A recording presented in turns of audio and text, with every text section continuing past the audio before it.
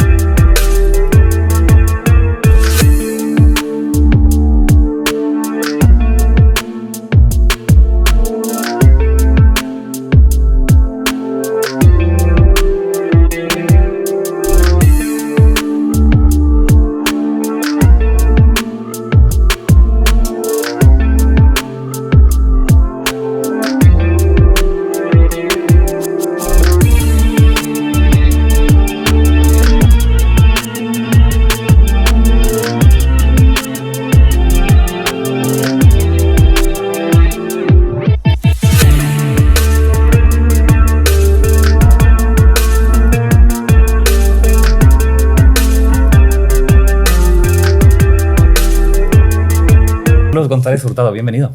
Muchísimas gracias, Sara. Muchísimas gracias, David, por tenerme aquí. Y oye, un honor ser el primero de esta serie. El honor es nuestro y realmente es una gran satisfacción. Hemos podido leer tu libro antes de la entrevista, nos hemos informado muchísimo. Hay cantidad de referencias de autores de citas científicas y la verdad es que es un libro que además conjuga bastante con tintes de humor, que he visto que también forma parte de tu estilo y se hace mucho más amena la lectura. Porque sí, parece que hoy en día es un acto revolucionario intentar unir universos, unir campos de conocimiento que aparentemente nos han explicado, ¿no? Que pareciese que están separados, que no tienen nada que ver uno con el otro. Y tu libro cumple este propósito de tejer esos puentes, ¿no? De decir, oye, que quizás la ciencia no está absolutamente separada y no tiene nada que ver con la fe, con la religión, con la espiritualidad. Y quizás hay puntos de conexión, ¿no? Que podemos empezar a crear esos puentes, ¿no? De conocimiento entre esas áreas de conocimiento. El título del libro y cuanto menos es impactante, ¿no? Entonces, de hecho, una de las preguntas que teníamos es ¿qué te movió a escribir este libro o cuál es el propósito final, ¿no? de esta obra? Son dos cosas distintas. Bueno, primero, yo creo que estoy 100% de acuerdo con lo que has dicho. Hay unos mitos que nos han contado como que la ciencia y Dios están enfrentados, como que el ser humano o es científico o es religioso, y es exactamente lo contrario. El ser humano es uno, y de hecho la ciencia lleva necesariamente a la existencia de Dios. No lo digo yo solo, la mayor parte de los premios Nobel de ciencias son religiosos y son teístas. Max Planck decía eso, la ciencia impone la existencia de Dios. Entonces, esa es una de las razones también que me ha llevado a escribir el libro.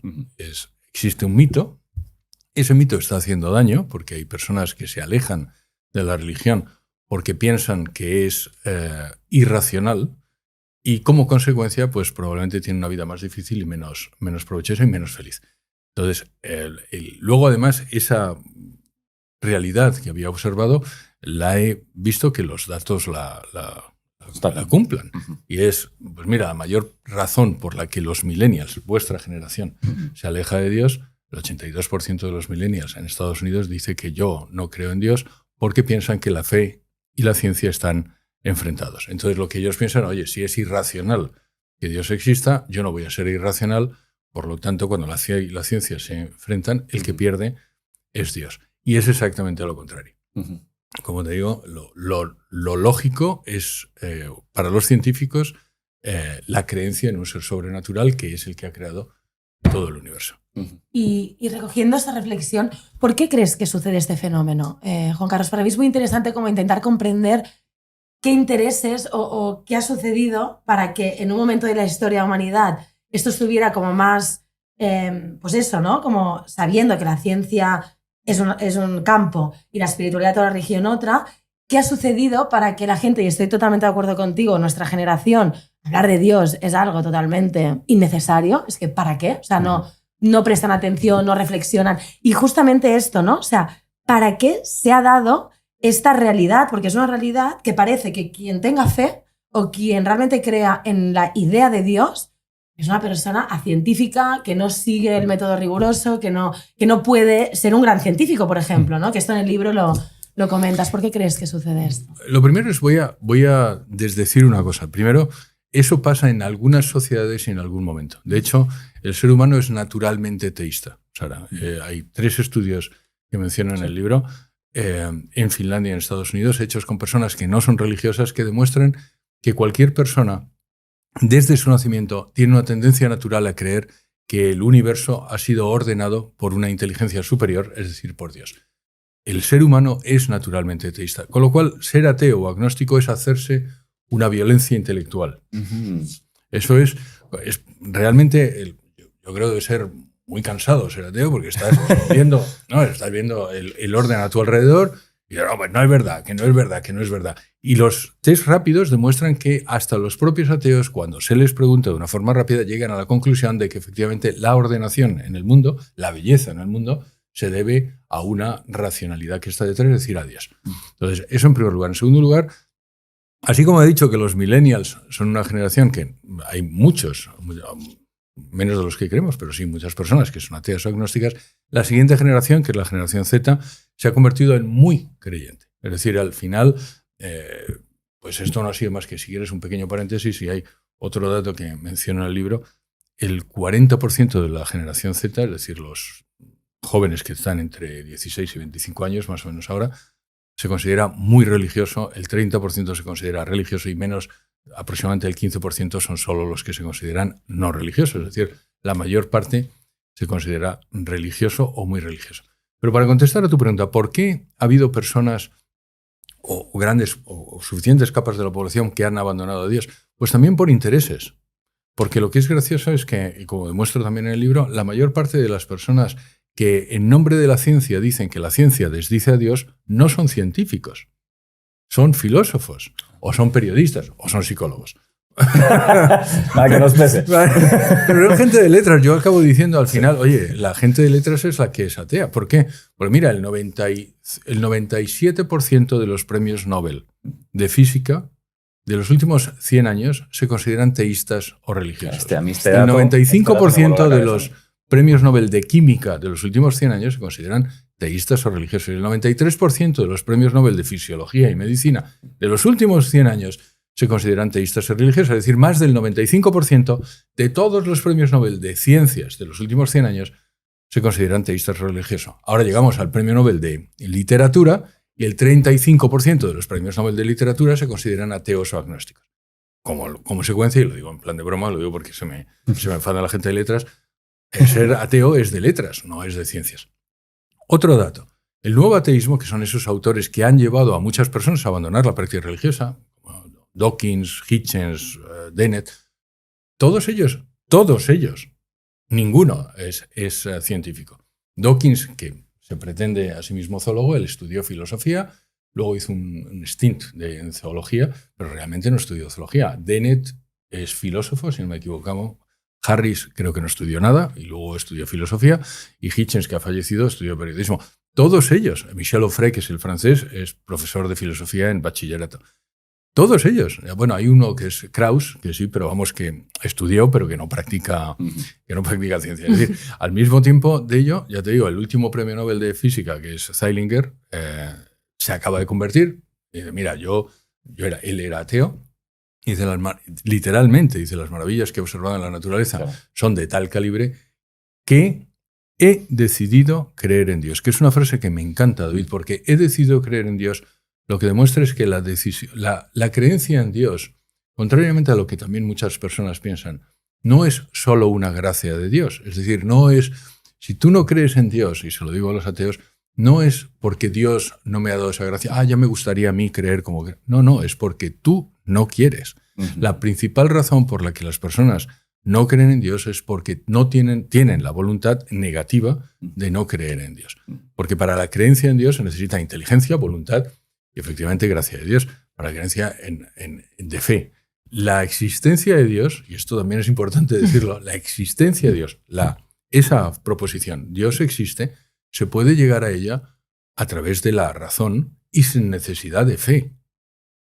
Jesucristo es Dios, o la Iglesia Católica, o cualquier religión en particular, esa sí es una verdad que son de fe y por tanto no se puede llegar a ella solo a través de la razón. Pero la existencia de un Dios creador, a través de la razón, se puede llegar a ello. Por eso Anton Zeilinger dice, he decidido creer en Dios. Esto que dices lo comentamos con David, que una cosa que nos sorprendió muchísimo era esa frase que dices en el libro de que más ciencia, más Dios, ¿no? Sí. Es espectacular, porque no sabía este dato de los premios Nobel de cómo la gran mayoría, el 97%, no sé qué has dicho antes, pero total, la gran mayoría creen en Dios, ¿no? Entonces es espectacular porque de repente es como que ese mito de mundos separados ya se disuelve, ¿no? Sí. Entonces los grandes científicos, la gran mayoría realmente consideran de una manera racional, porque son personas que aparte de tener su fe, evidentemente, usan mucho la razón para hacer su trabajo, ¿no? Es muy curioso esa realidad que yo no sabía ese dato. Y además no creo que, lo has dicho muy bien también, que el concepto de Dios, que claro, es un concepto, una palabra que se le pueden atribuir muchos significados y que es verdad que parece que hay ciertas reticencias o cierto rechazo, ¿no? Por según qué segmentos de la población a ese concepto. Entonces, creo que una pregunta casi obligada, que defines muy bien en el libro, que es ¿qué debemos entender por Dios, ¿no? ¿Cómo definimos a Dios? Porque creo que tenemos que poner un poco consenso a qué significado le damos a ese término. Yo creo que es muy buena pregunta, David, porque yo creo que la mayor parte de los ateos o agnósticos lo son por un rechazo de algo que no es Dios. Entonces, yo lo digo en el libro, digo, bueno, si pensamos que Dios es un padre o un abuelo con barba blanca, vestido de toga, con un cayado y además mandándote al infierno o juzgándote, o no sé, o mandando rayos, pues efectivamente, pero eso yo tampoco creo que eso sea Dios, ¿vale? ¿Qué es Dios? Pues para decirlo de una forma, de hecho, me he dado cuenta que muchas veces obvio, de hecho al principio del libro, obvio la palabra Dios y le llamo ese algo / alguien, eso que llamamos Dios. Porque me he dado cuenta que en muchas ocasiones, si hablo con un agnóstico, decir, bueno, ¿tú crees que hay una superinteligencia que ha diseñado y ha creado y que además cuida de la creación? Ah, sí, una superinteligencia sí, pero Dios no. Bueno, pues eso es Dios. Lo que pasa es que es verdad que lo que la ciencia lleva es a un Dios personal. Esto también a la gente le llama mucha atención, que es un Dios personal. ¿Significa que es antropomorfo, que se parece a ti? No. Un Dios personal, la palabra personal en filosofía clásica, que la define Boecio, es una inteligencia individual, es una unidad intelectiva de naturaleza racional. Es decir, eso es lo que es Dios. Hay una superinteligencia con el que puedes tener una relación que es Dios, que además es omnipotente, es omnisciente, y luego ya le pones las características que tú quieras. Pero esa superinteligencia que ha creado el universo, eso es lo que nos lleva a la ciencia. Y para dar los argumentos, en el libro hay argumentos desde la cosmología, desde la física, desde las matemáticas, desde la química, desde la biología, que llevan necesariamente a la existencia de Dios. La cosmología ha llevado... Es que no hay... Como dice Vilenkin es un físico que es uno de los proponentes del teorema de Borde-Vilenkin-Guth que demuestra el límite del tiempo pasado. ¿Qué quiere decir esto? Que el universo tuvo un principio. Necesariamente tuvo un principio. Es lo que nosotros llamamos Big Bang, pero es que además lo que ellos demuestran es que incluso si hubiera habido un Big Crunch, que no lo hubo, es decir, un Big Bang, luego un Big Crunch y luego siempre tuvo que haber un principio. Vale. Eso lo demuestra desde las matemáticas Hilbert y lo demuestra desde la física Borde-Vilenkin-Guth. Y él mismo dice, ya no nos podemos esconder. Vale. Él, que era Dios, dice, ya no nos podemos esconder. El universo ha tenido que tener un principio. ¿Y qué es necesario si hay un principio, David? Si hay un principio, ¿qué se necesita? Pues un principiador. Un principiador. Todo lo que es causado necesita una causa. Eso es básico de lógica. Sí. Es decir, y ese es el problema que han tenido los ateos con la teoría del Big Bang. Por eso han intentado desdecirla. El universo ha tenido un principio. Eso lo dice la matemática y lo dice la física. Y además está experimentalmente demostrado. Hay un satélite que se mandó, el WMAP, que volvió de la Tierra en el año 2014, que ha calculado lo que calcularon los físicos de forma teórica, lo ha visto, digamos, de forma experimental. El universo tiene 13.751 millones de años, más o menos un 1%. Vamos a decirlo, 13.751 millones de años, más o menos un 1%. ¿Qué significa que el universo tiene esto? Que no había materia antes. Con lo cual la materia no es eterna, con lo cual el materialismo es falso, como dijo Gödel. El materialismo es falso. La materia no es eterna. Pero tampoco no había tiempo y no había espacio. Y esto es más difícil de entender. Es decir, nosotros que somos seres espaciotemporales, no entendemos que no haya tiempo y espacio. Pero eso es lo mismo, si me permites un ejemplo, esto es lo mismo que el pez que está dentro del agua no entiende que haya un mundo fuera del agua. ¿Vale? Nosotros estamos dentro del espacio y tiempo. Sin embargo, lo que dice la física es que hubo un momento donde no hubo espacio, tiempo ni materia. ¿Qué es necesario? Si eso se crea en ese momento, ¿qué es necesario antes? Algo que no fuera espacial, que no fuera material, que no fuera temporal, que creara eso que es espacial, material y temporal. Esa cosa, esa inteligencia, es lo que llamamos Dios. Eso que llamamos Dios. Me va muy bien que saques todo el tema del Big Bang, porque digamos que el libro toca de diferentes evidencias desde la física, la matemática, sobre todo desde la física, que es la parte más importante del libro.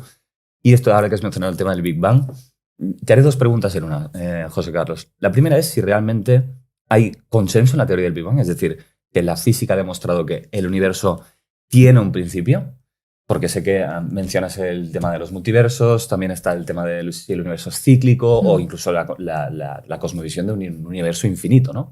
Si hay consenso en que efectivamente hay un principio, y a partir de aquí también preguntarte, en caso de que no lo hubiera, ¿no? Si hubiera otro tipo de cosmovisión, ¿esa cosmovisión sería compatible también con este Dios que acabamos de definir?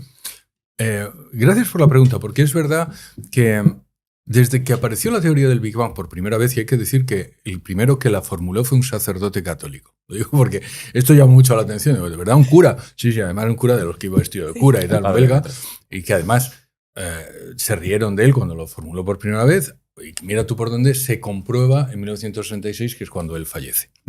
6 meses antes de que él fallezca, esto para los que somos providencialistas nos hace mucha gracia porque le hicieron la vida imposible al padre Lemaitre, ¿sabes? Porque, claro, formuló esta teoría y todos dijeron, usted es un cura de... Puedes imaginar todos los ateos diciéndole cualquier cosa. Y 6 meses antes de que fallezca, hay 2 señores que se llaman Penzias y Wilson, que luego tienen el premio Nobel precisamente por esto, en 1972, que ellos son, además, creyentes en el universo en estado estacionario. Es decir, solo hay 2 opciones. Vamos a dar un paso para atrás. Solo hay 2 opciones. El universo en estado estacionario, es decir, un universo que sea eterno, infinito, hacia atrás y hacia adelante, o un universo que haya tenido un momento de creación, que es el Big Bang. Esas son las 2 únicas teorías. La teoría prevalente antes del padre Lemaitre y la teoría del universo en estado estacionario. Bueno, pues estos 2 señores, Penzias y Wilson, creían en el universo en estado estacionario. Ellos no creían en el Big Bang. Y van y descubren una cosa que se llama la radiación cósmica de fondo, que demuestra experimentalmente que el Big Bang es verdad. Ellos se convierten, digamos, al Big Bang y dicen, pues chico, lo que la ciencia me dice es que el Big Bang es así y por tanto, y ganan el premio Nobel en 1972. Cuando lo publican ese paper, lo publican 6 meses antes de que muera el padre Lemaitre, con lo cual el padre Lemaitre se va a la tumba diciendo, a mí me han reivindicado, ¿sabes? Y dando gracias a Dios, diciendo, oye, pues muchas gracias por el regalo que me has hecho 6 meses antes de morir. Es una bendición. Es una preciosidad. Si lo piensas, es una preciosidad. Para los que somos providencialistas, eso de tener fe en la providencia es no solo te da una satisfacción psicológica, sino que además es real. Pero, para contestar a tu pregunta, sí, está completamente comprobado. Forma parte del modelo cosmológico estándar. Está tan comprobado como todo en física, es decir, susceptible de mañana poder ser cambiado, pero lo cierto es que está más comprobado, si quieres, que la teoría de la relatividad de Einstein, que forma parte del modelo cosmológico estándar. De hecho, se compenetran perfectamente. No hay dudas. Ya, como te he dicho, además se ha comprobado experimentalmente en varias ocasiones. Está el satélite WMAP, que te lo he dicho antes, pero hay un satélite anterior que se llama el Relict, que mandaron los soviéticos para intentar demostrar que no era verdad y volvió diciendo, jolín, pues es verdad. Hay otro satélite americano que se llama el COBE, que lo mandaron también los americanos para ver si era verdad y volvió diciendo que era verdad. Y luego, desde el punto de vista teórico, hay varios teoremas que lo demuestran. Uno, curiosamente, el de Hawking-Penrose, que demuestra también la necesidad del Big Bang. Y luego, posteriormente, del año 2014, lo que te he dicho, el BVG, que es el teorema de Borde-Vilenkin-Iguze. Por lo tanto, está hiperdemostrado, tan demostrado, más demostrado, si quieres, que prácticamente cualquier cosa en física. Ahora, ¿Existen otros intentos de desmontarlo? Sí. ¿Por qué? Precisamente por eso, porque deja el ateísmo con una, ¿sabes?, sin escalera. O sea, te deja con la brocha y sin escalera. Porque, oye, si el universo tuvo un principio, ¿qué es lo que lo principió? ¿Vale? Entonces se han intentado crear teorías alternativas. El multiverso no es una teoría alternativa sobre el Big Bang. El multiverso intenta quitar otra demostración de la existencia de Dios, que es lo que se llama el universo antrópico. Es decir, que las constantes están tan afinadas que necesariamente han sido pensadas por alguien para que vosotros y yo estemos aquí, para que el universo sea como sea. Pero lo cierto es que sí ha habido eso que se llama el universo, el Big Bounce, ¿sabes? El universo que rebota, que hay un Big Bang, luego baja, Big Crunch, rebota, Big Bang, Big Crunch. Bueno, pues eso se ha demostrado que no es posible, lo explico en el libro, por varias razones, porque la entropía que pasa en el momento del Big Bang no puede ser remodelada, es decir, la enorme baja entropía que existe en el momento del Big Bang no puede duplicarse. Eso lo demuestra Penrose, que es el premio Nobel de Física en el año 2020, y luego también por el teorema de Borde-Villani-Wood, que dice que incluso si eso fuera así, de hecho dice, en cualquier universo o multiverso que tenga la constante de Lemaitre, Hubble-Lemaitre, es decir, que sea expansivo, mayor que cero, es decir, como nuestro universo, siempre tiene que haber habido un principio. Es decir, incluso si fuera así, hay un momento en donde hay un principio. En el que empieza. Hilbert, desde el punto de vista de la matemática, demuestra, es lo que se llama la negación de los infinitos actuales. Hilbert en la matemática demuestra también que no es posible que haya un infinito actual. Con lo cual, para todo esto es para decirte, no existe otra posibilidad más que el universo haya tenido que tener un principio. Ahora bien, incluso en el momento en que hubiera un universo en estado estacionario, eso no desdice la existencia de Dios. ¿Vale? Pero lo que sabemos por la ciencia es que el universo en estado estacionario no es verdad. Es decir, era una teoría que existía hasta mediados del siglo XX y que desde entonces se ha completamente abandonado, pues como todas las teorías, porque se ha descubierto otra cosa. Muy bien. ¿Cuál es, escuchándonos, que es espectacular escucharte, porque, mira, yo no escuchaba temas de matemática o de física desde el colegio, 14 años, creo. Pero eso antes de ayer, ¿no, Sara? Esto es espectacular. No, en serio, estoy disfrutando mucho porque, claro, como mi expertise es en psicología, entrar en contacto y ver cómo en disciplinas súper diferentes hay como conceptos que apuntan a las mismas ideas. Es espectacular ver como ese hilo transparente que se puede ir como tejiendo, ¿no? Me parece súper bonito de poder aprender, ¿no? Así que gracias por todas tus explicaciones del mundo de la física, que me estaban entrando ganas de estudiar física, te lo prometo. Si tuviera más tiempo, creo que me matriculo en física, pero ya, ¿vale? Pero no, ahora imagínate, ¿no? Y yo, porque he tenido la suerte de poder leer tu libro y, como te digo, entrar en contacto en teorías y explicaciones físicas que, si me las explicaron en el cole, no me acuerdo, sinceramente. O sea, que ha sido para mí de mucho valor.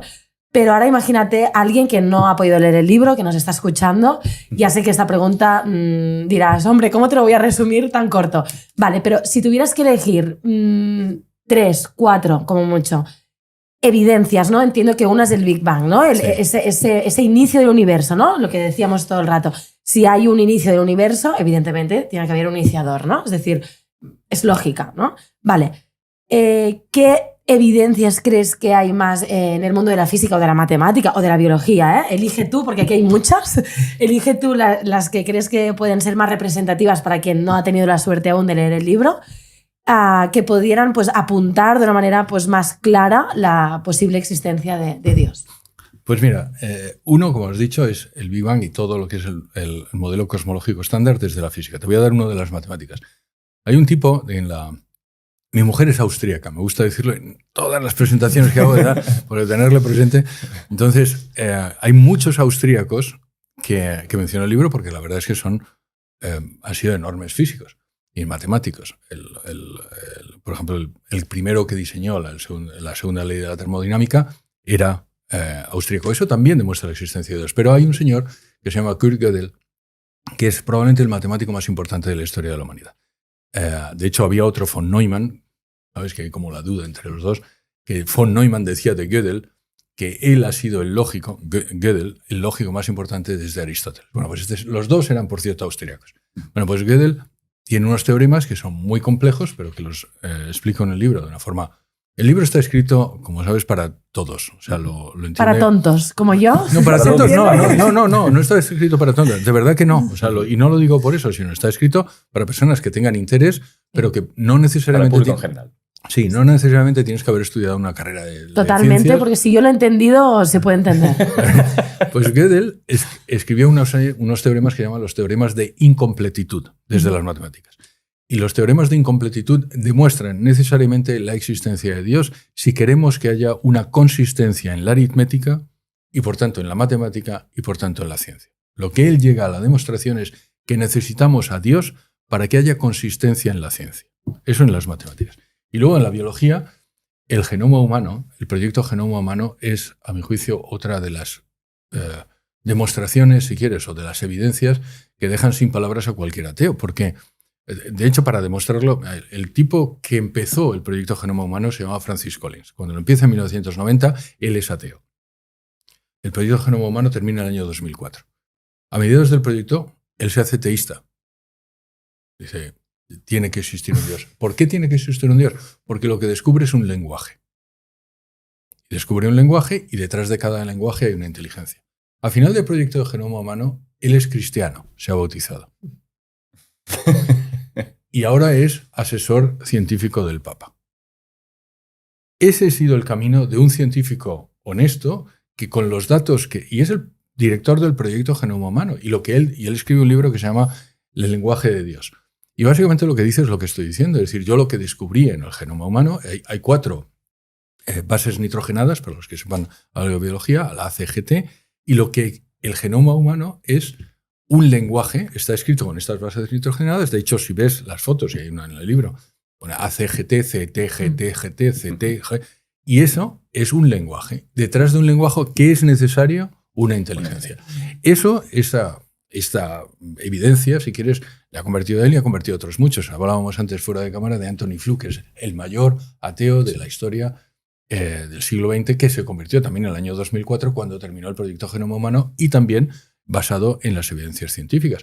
Las evidencias científicas al final te ponen contra la pared y decir, mira, tú puedes negarlo. Lo digo porque una de las preguntas que suele salir, vale, el 95%, el 97% de los científicos premios Nobel son teístas. Bueno, y el otro 3 y el otro 5%, ¿por qué no? Si es tan evidente, ¿por qué no? Y hay que contestar, una cosa es que haya evidencias, otra cosa es que sea evidente. E igual a mc cuadrado existen evidencias sobre eso, pero no es evidente. Tienes que estudiarlo y tienes que aceptarlo. Y luego existe la voluntad humana.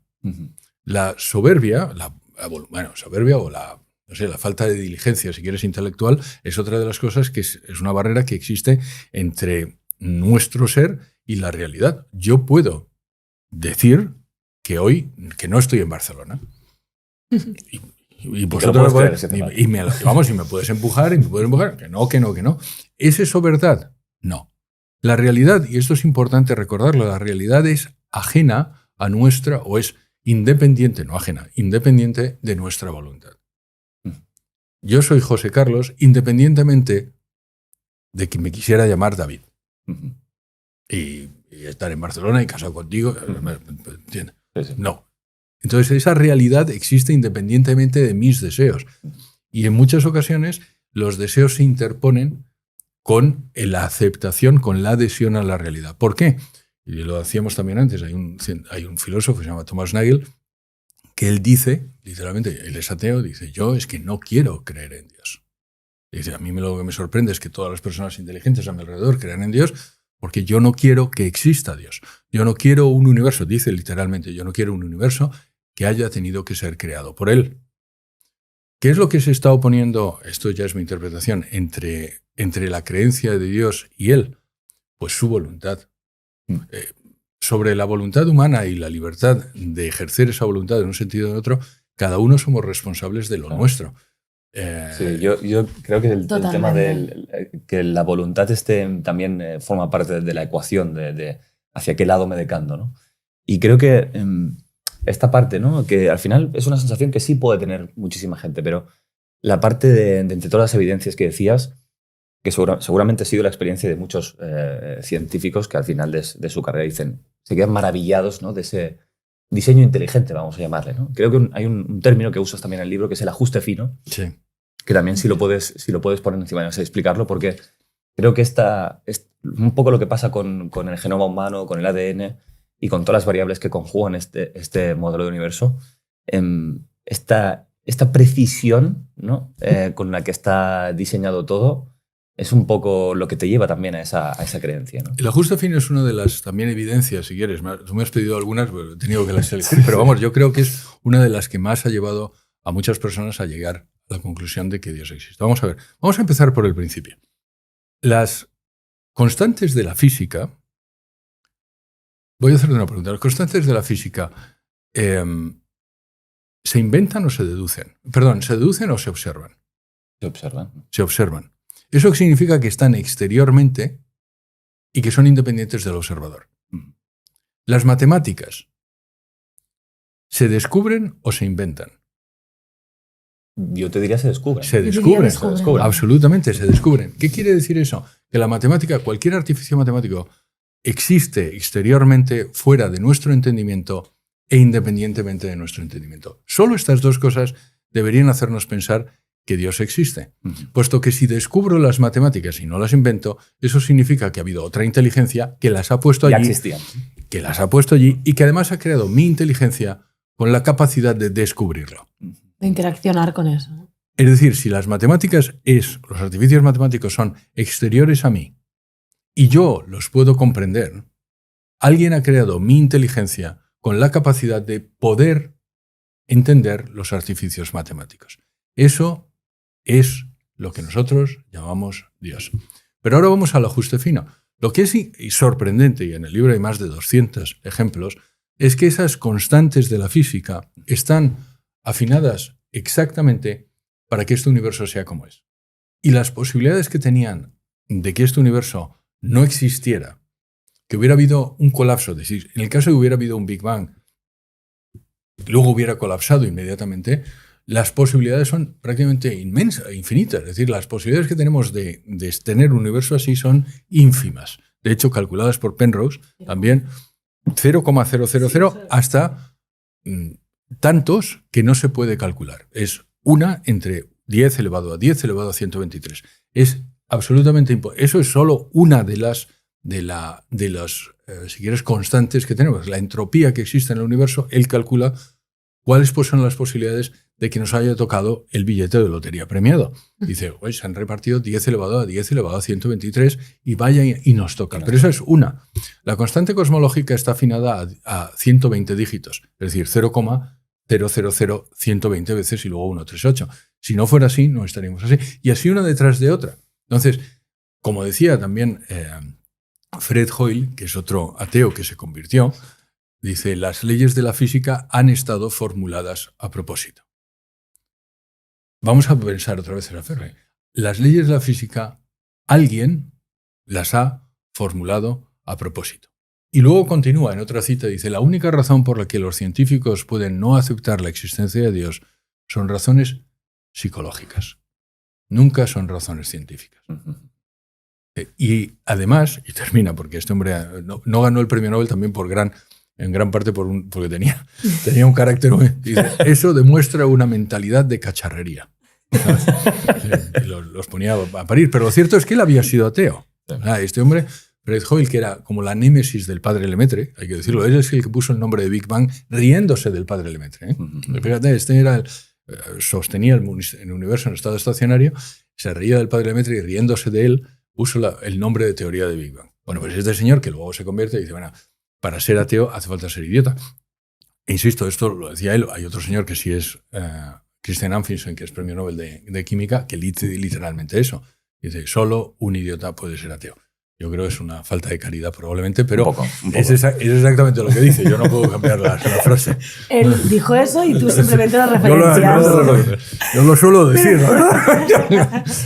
No, pero sí que es muy interesante porque desde nuestro trabajo, ¿no? La parte más de la psique humana que también creo que es muy interesante. Luego a ver si tenemos tiempo de comentarle nuestra reflexión mientras leíamos el libro, puentes que hemos hecho entre nuestro trabajo y y la presencia de Dios, ¿no? Es también hemos llegado, ¿te acuerdas lo que hablamos de inconsciente individual, colectivo, bueno, etcétera?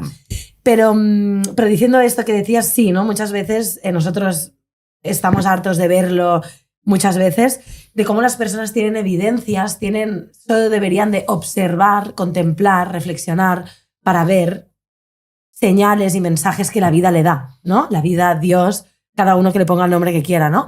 Pero sí, a veces el ser humano tenemos esta tendencia a querer tapar los ojos, no ver lo que hay y no querer ir más allá porque evidentemente nos da miedo, ¿no? Porque me gustaba mucho una reflexión que, no sé en qué capítulo, pero que decías como que muchas veces las personas no quieren reconocer, ¿no?, esa idea de la existencia de Dios porque les implicaría hacer muchos cambios en su vida. No sé si lo dices en el libro o en un podcast, bueno, no sé. Sí, no sé, lo he escuchado de ti, ¿vale? Lo he escuchado de ti. Y que decías eso, ¿no? Que a veces los cambios que me implicaría en mi sistema de creencias, ¿no?, y en mi manera de funcionar o en mi manera de pues esto, ¿no?, de autogestionar mi vida, claro, es como que no me interesa, ¿no? Entonces decido, estoy muy de acuerdo contigo que al final no solo en relación a la existencia de Dios, sino en general en nuestra vida, decidimos, ¿no? Al final, y es una decisión individual y cada cual, evidentemente, con sus decisiones tendrá sus consecuencias, evidentemente, ¿no? Pero sí, es muy curioso esto que dices. Vale, continúo yo con... Sí, yo creo que esta pregunta es muy interesante. Vale. Sí, cuando hablas como que me vienen mil ganas de hacerle otras preguntas. Esto daría como para meses de charla. Vale, en tu libro nos ha gustado mucho también un concepto que en nuestro proyecto también lo explicamos y lo abordamos, que es el concepto del libre albedrío, ¿sí? Si nos puedes explicar para ti qué relación tiene esto con la existencia de Dios, ¿no? O qué evidencias hay ahí o cuál es tu concepto sobre esto. Primero voy a decir contestarte un poco lo que has dicho antes. Efectivamente, una de las cosas que he observado, pero esto yo creo que no lo digo en el libro, pero vamos a ver quizá en algún podcast, es que hay personas que no dan el paso de decir, bueno, Dios existe, porque eso implicaría un cambio de vida. Porque la existencia de Dios no es un dato inocuo como, yo no sé si esto está hecho de vidrio o de cristal, eso realmente me importa menos, sino es algo que cambia de pronto tu existencia. ¿Por qué, Sara? Pues solo existen dos posibilidades. O estamos aquí cada uno de nosotros por azar, por casualidad, porque hemos tenido la suerte, oye, chico, te ha tocado a ti, no le ha tocado al potencial, ¿sabes? O estamos aquí porque alguien quiere, de una forma deliberada. Solo existen esas dos posibilidades y podemos intentar orillar esa pregunta, pero esa pregunta al final te alcanza. Y te alcanza...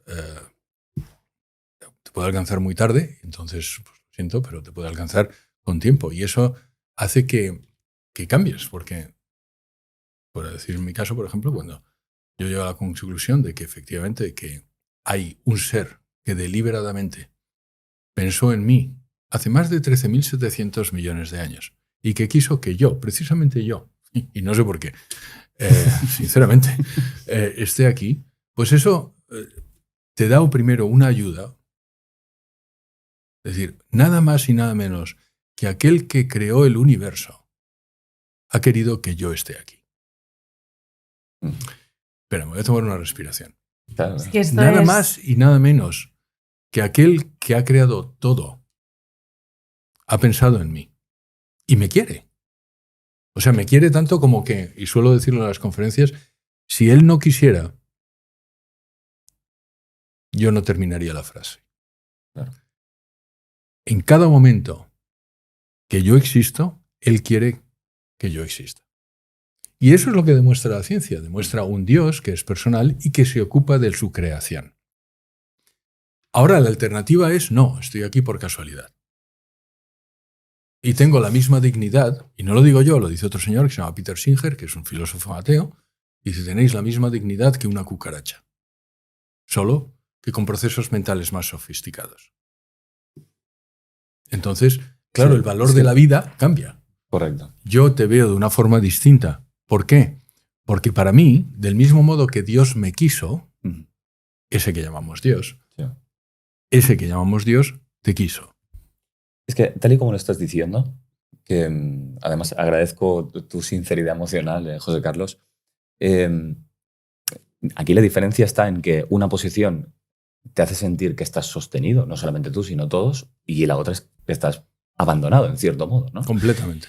Y hay algo que en el libro que dices que también me gusta mucho, que al final, y esto psicológicamente lo sabemos, ¿no? Que hay una o sea, el ser humano tiene la tendencia natural a creer en algo trascendente. Es decir, hay un libro de John Cacioppo que se llama Soledad, que dice, bueno, la necesidad de tú establecer vínculos con tus pares, con tus semejantes, es exactamente la misma que tú tener una conexión con algo trascendental. Y comentas, ¿no? Que en el momento en que uno no cree en Dios, comete el error de sustituir a Dios por cualquier otra cosa, que puede ser desde el dinero, desde la comunidad científica, desde cualquier cosa, por una ideología política. ¿no? Y que se comete mucho, ¿no? Ese error, ¿no? de hacer esa sustitución. Estaríamos de acuerdo en esos términos, sí, ¿no? En esa tendencia natural del ser humano, ¿verdad? Sí, la tendencia natural del ser humano es creer en algo. Efectivamente, no lo digo yo, lo decía Chesterton, decía, cuando el hombre no cree en Dios, cree en cualquier cosa. Uh-huh. Y efectivamente, pues oye, ahora hay más echadores de cartas que sacerdotes. Claro. Lo cierto es, hombre, si tú acabas creyendo en el tarot, pues oye, me parece fantástico, pero al final esa tendencia a espiritualidad la tenemos todos. Y una cosa que tú has dicho que tienes razón, la vida al final, todos somos funambulistas. Estamos en el alambre intentando cruzar nuestra vida de la mejor forma posible. La diferencia es que yo sé que tengo red y el ateo no. Y claro, eso te da una sensación de seguridad cuando vas andando por la vida que el ateo no tiene. Hay un ejemplo que aparece en EWTN, como sabéis, soy el presidente de EWTN, que es la televisión división católica. Y hay un ejemplo, en una entrevista que no hice yo, que lo hizo otra persona, entrevistamos al director de cuidados paliativos del hospital más grande de cuidados paliativos que yo creo que existe en España. Este hombre debería tener tu edad, más o menos, y era ateo. Y se convirtió. Y entonces queríamos saber por qué. Y nos dijo, mira, José Carlos, una de las cosas... Hay varias razones. Nadie se convierte... Bueno, hay gente que sí. Yo ahora conozco gente que se ha convertido, eso se llama tumbativamente. ¿Sabes? Es decir, que se acostó ateo y se levantó. De hecho, tengo un amigo que ahora que sí. Pero vamos, en este caso no fue así. En este caso es... Yo veía que la gente se muere, cuidados paliativos, y veía una diferencia. La gente creyente se muere feliz. Se muere feliz. Y dice, y todos nos tenemos que morir. Esa es una de las cosas que es una universalidad que normalmente intentamos obviar, pero todos nos morimos. Y sin embargo, la gente atea, los agnósticos, mueren refunfuñando, mueren rabiando en general contra la vida y contra lo que dejan, porque no llevan a nada. Claro, porque la diferencia es el cristiano, el religioso, se va a un mundo mejor. Y el otro, no. Y eso me hizo pensar que yo quiero como estos, no como aquellos. Y luego le invitó a un sacerdote y fue una adoración, y en la adoración algo pasó, y este señor ahora es pues, de misa diaria, y era ateo de come curas.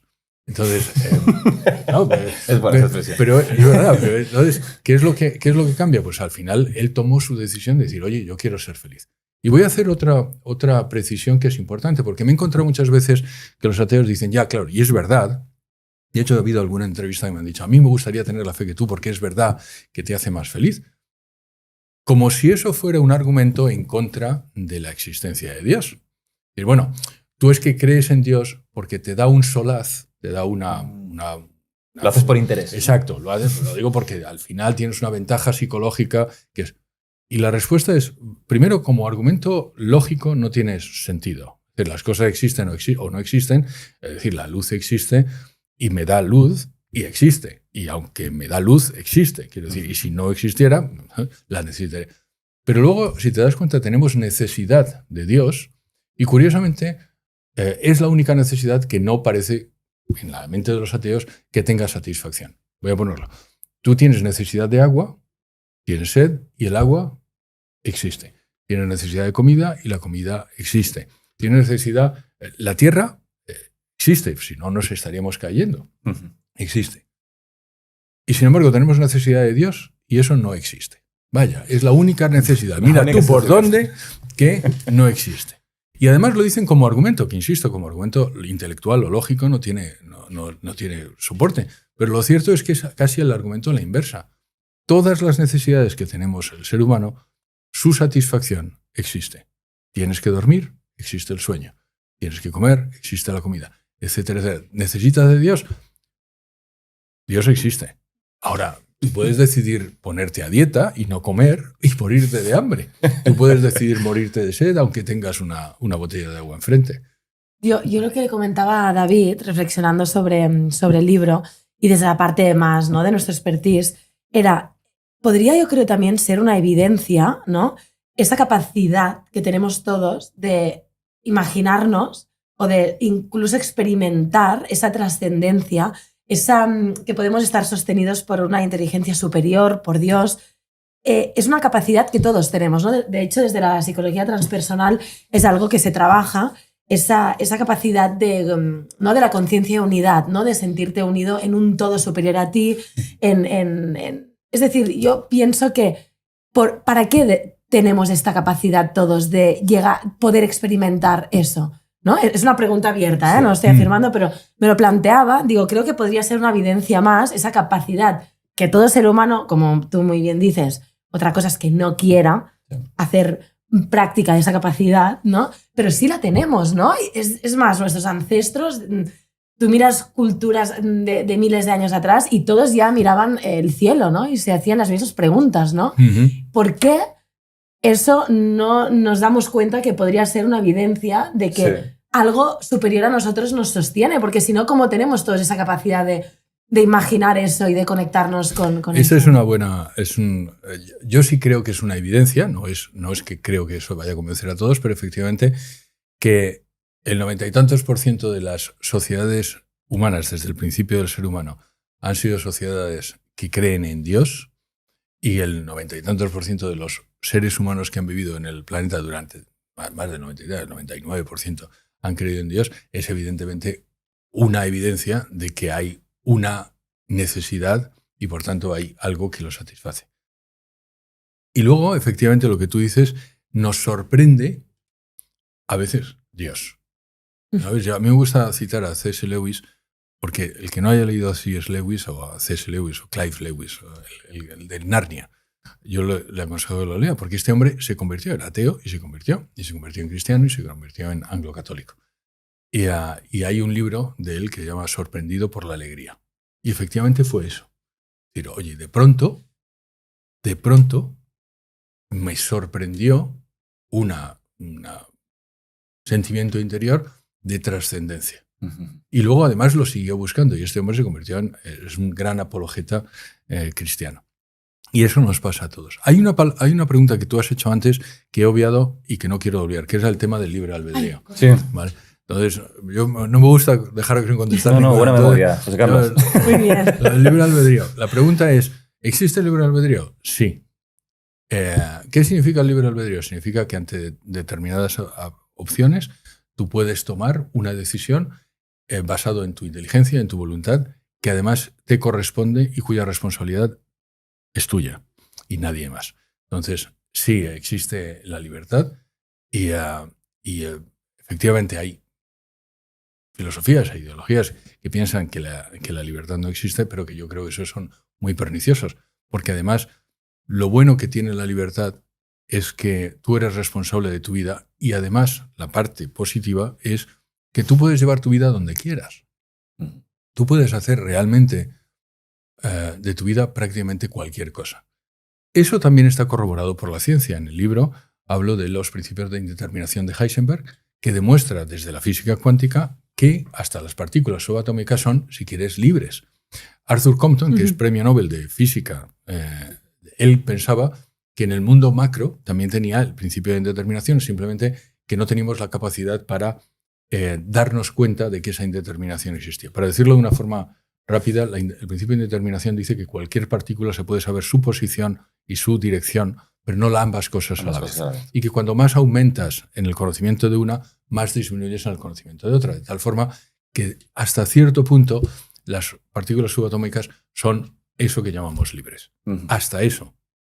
Insisto, es una forma de Dios decirnos, oye, yo os he dado vuestra libertad y vosotros podéis hacer con ella lo que queráis. Por supuesto que eso no es una libertad omnímoda, eso no significa que yo mañana pueda volar, porque eso sería ridículo. Y te pongo un ejemplo, pero pongo un ejemplo de una vida de una persona que, naciendo en España, si tú has nacido en España, podrías haber decidido estar casado con él o no, podrías haber decidido estudiar psicología u otra cosa, podrías haber decidido vivir en Barcelona o en otro sitio. Cada una de esas decisiones condiciona las siguientes decisiones. Y eso es lo único que tenemos que tener en cuenta, que cada decisión te condiciona, no te determina. Y es diferente. Determinar significa que no tienes libertad. Condicionar significa que te impele, que te empuja a tomar una decisión posterior, pero dejándote la libertad. Es que este punto es súper interesante porque desde la bioneuroemoción justamente lo que trabajamos e intentamos divulgar a las personas es que es un poquito luchar contra esta corriente que hay ahora tan instaurada, podríamos decir, donde somos víctima de las circunstancias, donde la vida hemos tenido buena o mala suerte, ¿no? Y hacer más apología a esta responsabilidad que tenemos cada cual en su vida, de esa capacidad de crear realmente nuestras circunstancias y de tomarnos muy en serio el poder que tenemos para, como has dicho tú muy bien, según las decisiones que vamos tomando, ir tejiendo este camino con una conciencia o con otra, ¿no? Y porque, bueno, nosotros que trabajamos, pues imagínate, ¿no? Con muchas personas que, yo qué sé, por ejemplo, un ejemplo fácil, ¿no? Pues que tienen problemas de pareja, ¿no? Y, ay, es que siempre tengo la mala suerte de encontrarme con el mismo perfil de hombre o de mujer, ¿no? Y dices, bueno, un momento, ¿y tú no tendrás ninguna responsabilidad en tus elecciones, en tus decisiones y en cómo tú estás gestionando tu vida, ¿no? Entonces, aunque parece obvio y escuchándote a ti aún es más evidente, ¿no? Que tenemos ese libre albedrío y que realmente tenemos un poder de decisión importante, evidentemente luego tenemos que asumir las consecuencias de estas decisiones, pero por eso nos pareció un punto muy interesante porque cuadra mucho, ¿no? Sí. Con el... Sí, además, a mí también algo que, bueno, estamos viendo ya con la conversación que estamos teniendo es que hay varios caminos para llegar a Dios. Uno es el de la experiencia subjetiva, ¿no? Me ha gustado mucho cuando has sacado el tema de esta conciencia unitaria, ¿no? Esta identidad suprema de la que a veces, ¿no? Esta conexión con el todo que mucha gente puede tener, ¿no? En ciertos momentos de clarividencia, ¿no? En ciertos momentos de luminosidad, ¿no? Y además hay autores que dicen que es un poco el núcleo duro de cualquier religión importante, ¿no? Esta experiencia. El hecho de que esto tenga cierta conexión con la idea de Dios, sino que, porque esto es algo que puede sentir mucha gente, ¿no? Esta sensación de conexión con el todo, ya sea meditando, ya sea, no sé, de las múltiples maneras, ¿no? Que te hacen pensar, ¿no? En ese concepto. No solamente hay esa vía, sino que hay la vía también de la razón y de los datos. Es decir, que está la experiencia subjetiva y está también todos los datos objetivos. De hecho, hay una frase aquí que me gustó mucho del libro de Bonhoeffer que dice: debemos buscar a Dios en lo que conocemos, no en lo que ignoramos. Y creo que es un poco la idea de ver lo que está ahí, ¿no? y la belleza de su obra, ¿no? A mí me gustaría, tocando esta parte de la experiencia subjetiva, tocar otra idea, que es que también la mencionas. Hay una frase de Albert Einstein que dices en el libro, que es que la coincidencia, ¿no? Lo hemos tocado antes por encima, ¿no? Que la coincidencia es la forma que tiene Dios para permanecer anónimo. Y tú también dices más adelante que estas coincidencias siempre te han parecido una prueba adicional de la existencia de Dios, que casa mucho con la idea de Jung también de sincronicidad, que trabajamos mucho, ¿no? Esas coincidencias que tienen un significado muy profundo. ¿En qué sentido crees que te puede llevar a esa idea? Esas coincidencias es lo que nosotros los cristianos llamamos providencia. Hay una cosa que tú has dicho que me gustaría matizar. Tú dices la conexión con el todo. Cuidado, porque el Dios de la ciencia no es un Dios panteísta. Es la conexión con eso que llamamos Dios, si quieres, una inteligencia superior y tal. Porque lo digo porque cuando dices conexión con el todo parece que nosotros somos parte de Dios. No. Que Dios es el universo y no es esa la idea. Dios es una entidad, es una persona, yo soy otra persona, tenemos una conexión. Al fin y al cabo, Él nos ha creado y nos ha creado, nosotros creemos a su imagen y semejanza. Eso que decíamos antes de que nosotros podemos averiguar a través de las matemáticas la mente de Dios, ¿eso por qué? Porque Dios nos ha creado a su imagen y semejanza. Es decir, Dios ha hecho eso para que le podamos descubrir. Sobre las víctimas, el victimismo. Yo estoy completamente de acuerdo contigo. Yo creo que las personas que son víctimas, si se creen víctimas, acabarán siéndolo. Entonces, es una decisión también. Oye, yo prefiero victimizarme y hacerme, ¿sabes? Cuando yo era pequeñito había unos dibujos animados que se llamaban Calimero. No sé si os acordáis que lloraba mucho, era como un huevecillo y tal, un pajarillo. Y me pasa todo lo mal. Y yo conozco, y todos conocemos gente que les gusta ser calimero y probablemente les gusta, pues no sé, poner su cabeza a llorar. Y eso tiene su momento, no digo yo que no, y hay veces que necesitas ser consolado. Pero si tomas como actitud vital, yo no soy proactivo con mi vida, sino que mi vida la manejan otros, y esos otros pueden ser tu madre, puede ser tu pareja, puede ser tu amigo, puede ser tu jefe, o puede ser la imagen misma que tienes tú de ti mismo, entonces acabas efectivamente viviendo la vida que otros han decidido por ti. Y luego no puedes quejarte. Oye, yo conozco a una persona que se casó erradamente con una persona que no tenía que haberse casado por presión social de la familia de ella, la familia de él, la familia de quien sea, y naturalmente la cosa no terminó bien, pero la responsabilidad es de esa persona, no de la presión que tuvo. La presión, pues efectivamente no ayudó, pero al final esa persona tuvo la libertad de tomar una decisión o tomar otra decisión. Entonces eso es digamos, el mensaje. Eso no es beyond, o sea, es más allá de la ciencia, si quieres, sí. Pero es un poco lo que nos está también diciendo la ciencia sobre nuestra vida. Y ya te digo, es el providencialismo. Yo soy profundamente providencialista. El hecho de que esté aquí hoy es por providencia. ¿Qué significa providencia? Para nosotros, los cristianos, significa la actuación regular de Dios en el mundo que no sea milagrosa. Es decir, una cosa es un milagro, es una suspensión de las leyes de la naturaleza por una decisión, y luego la providencia es eso que hace que nos hayamos conocido. ¿Por qué? ¿Sabes? Pues porque alguien, probablemente que vaya a ver este podcast, le va a ayudar. O si no, a mí, o a vosotros, o yo qué sé, a vuestros 2 hijos.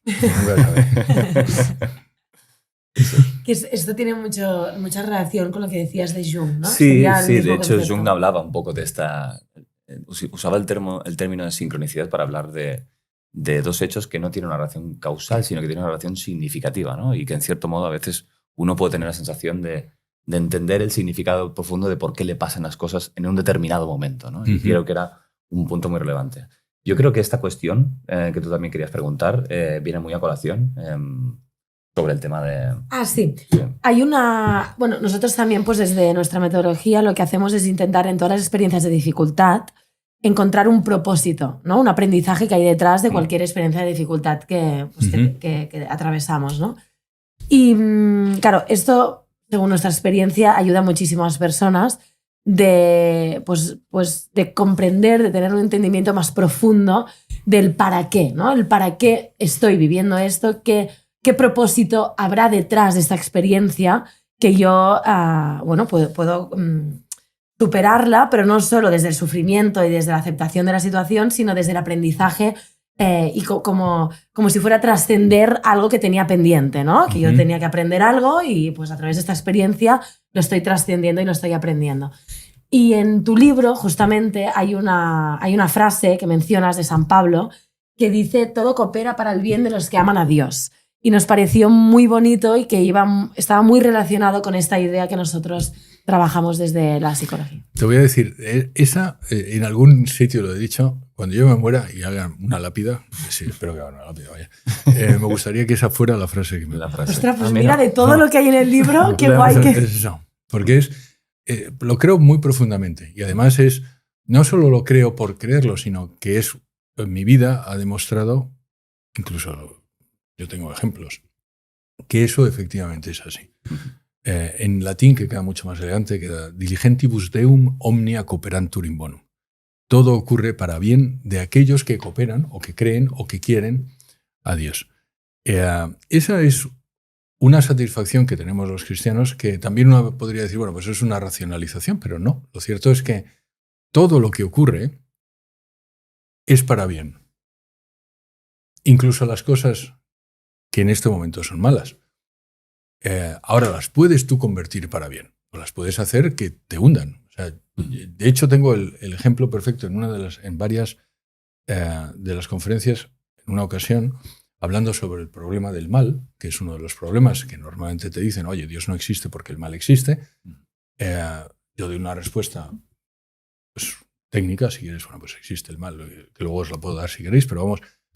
Y cuando se lo estaba dando a un señor, me dijo, ya, José Carlos tiene razón, pero mi hijo de 6 años ha muerto y eso no me satisface. No. Y efectivamente, y además dice, y toda mi vida se ha ido a la garete, bueno, no voy a tal por tal. Entonces este hombre, ese dolor ha hecho probablemente que le hunda. Ahora, yo no puedo juzgar, pero al mismo tiempo, en otra ocasión, apareció una familia, cuyos hijos eran Alex y Diego. Los dos habían fallecido, tenían 20 y tantos años, en un accidente de moto, iban en una moto y un Uber les cogió por medio y los llevó. Estas personas, la familia se ha hecho más religiosa, son más felices, rezan ahora a sus hijos porque consideran que están en el cielo y además me han dado permiso para decirlo porque la primera vez no lo decía. Y digo, no, por favor, dilo y tal. Pues Alex y Diego, y yo tengo una foto de ellos porque me la dieron. Entonces, la misma situación puede hacer que te eleves o puede hacer que te hundas. Esa decisión no es de la situación, es tuya. Entonces volvemos a lo mismo, la vida te da problemas y te va a aprender. Dios no quiera que ninguno nos toque ninguno de estos problemas porque realmente no. Pero todos hemos tenido problemas, en mi caso la torta, y cómo lo decides y cómo lo afrontas puede hacer de ti una mejor persona o una peor persona. Y eso es, una vez más, el uso del libre albedrío. Y luego los cristianos tenemos una cosa y es que yo le aconsejo a todo el mundo, es ofrecer. ¿Sabes? Es lo que se llama la expiación vicaria en nuestra religión. La expiación vicaria es lo mismo que hizo nuestro Señor, Jesucristo. Perdonad que hable así. No, por favor. Que cuando falleció, Él lo ofreció por la redención del mundo. Por eso nosotros sabemos que somos hijos de Dios. Porque nos puso Él de herederos. Él, al morir, cogió nuestros pecados y los limpió. Pues del mismo modo, cuando os pase algo, ofrecerlo.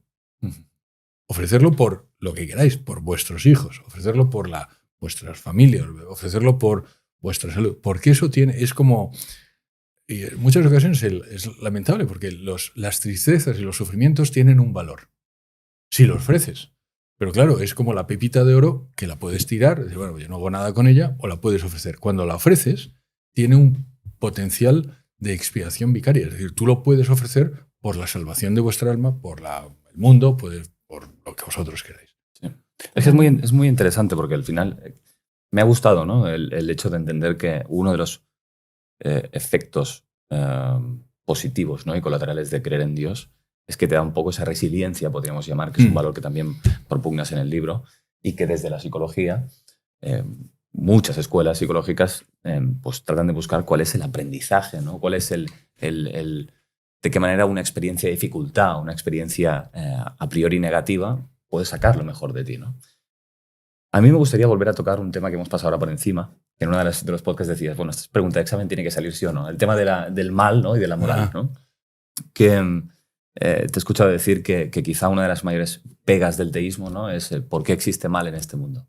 Pero a mí me gustaría plantear aquí una reflexión, podríamos decir hasta filosófica, con tu permiso, José Carlos, que es si al final el bien y el mal existen en términos absolutos, o es una cuestión que tiene parte de subjetividad. Y te voy a poner un par de ejemplos, ¿no? Si sabemos, ¿no? o hay registrado en la historia, pues cantidad de personas que han hecho, creyéndose que hacían el bien, auténticas aberraciones. Entonces eso nos haría pensar que es una cuestión subjetiva. Y luego también uno contempla en la naturaleza, ¿no? en el mundo animal, que está eximido, ¿no? de esa moral, que ahí pasa se matan entre sí y pasa cualquier cosa, ¿no? Entonces, ¿hasta qué punto es una cuestión de criterio personal y subjetivo esa moral? Y eso incluso podría ir a favor, ¿no? Es decir, Dios no es que me permita nada, sino que es algo que tú al final miras con unos ojos o con otros, ¿no? Son dos preguntas. Bueno, de hecho hay muchas. Hay varias. Muchas preguntas. Pido disculpas. No, pero una es sobre la existencia del mal, otro es sobre realmente la existencia de verdad. Porque el bien o el mal ¿existe una verdad objetiva y absoluta? ¿Sí o no? Entonces, primero voy a contestar lo del mal. El mal en el mundo existe, la reflexión, si quieres, técnica, existen dos tipos de mal. está el mal espiritual, cuyo origen es el pecado, y cuyo, si quieres, cuya naturaleza es el pecado, y cuyo origen es el libre albedrío. Es decir, una persona obra mal, obra en eso que nosotros llamamos pecado, y como consecuencia se genera un mal espiritual para él y para otros. Y luego está el mal físico, cuya naturaleza es el sufrimiento, y cuyo origen es el mal espiritual. De tal forma que siempre cualquier mal tiene como origen el libre albedrío. El uso equivocado de esa libertad. El uso equivocado, o el uso no equivocado intelectualmente, sino el uso malicioso, si quieres, de esa libertad. Y eso es el origen del mal. Bueno, ahora, volviendo a lo que decimos antes, lo bueno que nosotros sabemos es que incluso el mal tiene al final es para bien. Para los que, insisto, son diligentes con Dios. Ahora, la siguiente pregunta es, bueno, vale, de acuerdo, José Carlos, fantástico, pero Dios no podría haber evitado eso. Porque es el mal. Bueno, y entonces, ¿por qué hay una guerra? Bueno, pues porque el hombre es malo. ¿Dios podría haber evitado eso? Sí podría. No, no podría. ¿Cómo que no podría? Vamos a ver. El Dios ha decidido que nos hace libres. Y Dios tiene una cosa que se llama el principio de no contradicción. Él no puede mentir. Y esto es una pregunta que suele salir también. Es decir, bueno, Dios puede hacer una piedra, esto me lo dicen, Dios puede hacer una piedra más grande que él no puede levantar. No, no puede. Entonces hace que que no sea omnipotente. No, no es eso. Es que no se puede. ¿Dios puede hacer un triángulo que tenga 4 lados? No, no puede. Pero no porque él no pueda, sino porque no se puede. Es lógicamente posible. ¿Dios puede hacer que un hijo único tenga una hermana mayor? No, no puede. ¿Por qué? Porque es un imposible metafísico. Es lo que se llama el principio de no contradicción. Dios no puede mentir. Dios no puede ser malo. Dios no puede ser malo. Dios no se puede contradecir. Dios hace al hombre libre y luego no puede hacerlo máquina. Dios ha tomado un riesgo con nosotros. Nos hace libre y nosotros utilizamos esa libertad y la utilizamos mal y Él puede quitar las consecuencias. No puede. ¿Por qué? Porque no, nos ha hecho libres. Ahora, puede hacer que eso luego sea para bien. Que es lo que decíamos. Incluso por eso esa frase me gusta mucho, porque al final luego San Agustín, la frase que tú dices es de San Pablo, pero luego San Agustín dice, etiam peccata, incluso el pecado. Todo es para bien para los que creen en Dios, incluso el pecado. Es decir, Él puede hacer que todo eso sea para bien gracias a la redención de nuestro Señor. Ahora, el mal en el mundo existe porque el hombre utiliza mal su libertad. ¿Qué es lo bueno del cristianismo? Que no es Dios está lejano, sino que Dios viene aquí y se crucifica, es decir, decide que coge el mismo mal y el mismo sufrimiento y lo voy a coger por vosotros. Y eso es de coña. No, pero es que Eso está muy bien. Eso es tan imposible que hizo que muchos de los griegos dijeran, eso no es posible. Dios es omnipotente. ¿Cómo se va a hacer ser humano y vivir lo que tú vives cuando sufres, cuando un hijo tuyo ha fallecido? Pues eso es el Dios que tenemos. Y es la pera. Y es la pera. Y lo hace por cada uno de nosotros. No por todos en general, sino por ti, David, y por ti, y hasta por mí. Y eso es la explicación del mal. ¿Vale?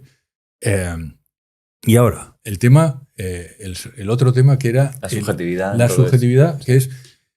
¿Existe la verdad objetiva? Sí, existe la verdad objetiva y absoluta. Y ahora la pregunta es, bueno, pero hay unos que hacen mal y lo piensan que están haciendo bien. Bueno, te voy a poner un ejemplo. Cuando los aztecas, los mayas, tenían sacrificios humanos y el pueblo judío o los españoles que fueron allí vieron que eso era errado, no hace que lo hacían los aztecas fuera positivo. Era negativo. Ahora, su valoración sobre el principio, que es absoluto, era la valoración que estaba equivocada. Una cosa es que existen los principios absolutos, universales, y otra cosa es que la valoración que tenemos, que se hace, que puedes hacer tú personalmente por razones psicológicamente equivocadas, por tu ideología, es decir, cuando los nazis, perdonad que ponga el ejemplo, los comunistas, elegir el totalitarismo que os salga de la nariz, cuando deciden, como he vivido en Israel y he vivido en Ucrania, he visto el Holodomor, que es lo que hicieron los soviéticos en Ucrania, y he visto el Holocausto, que es lo que hicieron los nazis en Israel.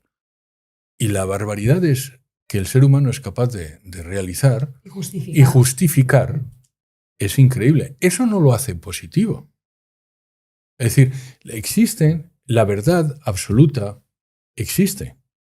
Lo que pasa es que en muchas ocasiones estamos nosotros confundidos. Y las sociedades pueden estar también, no solo como los individuos. Es decir, los aztecas, cuando tenían sacrificios humanos, estaban haciendo algo pernicioso, malo. Sin embargo, no lo sabían.